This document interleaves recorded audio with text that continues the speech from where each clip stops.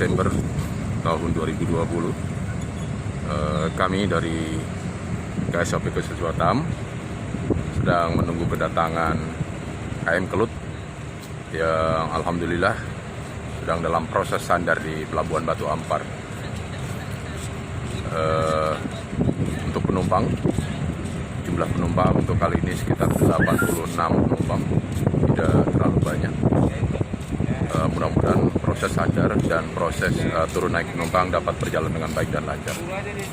Assalamualaikum warahmatullahi wabarakatuh. Terima kasih.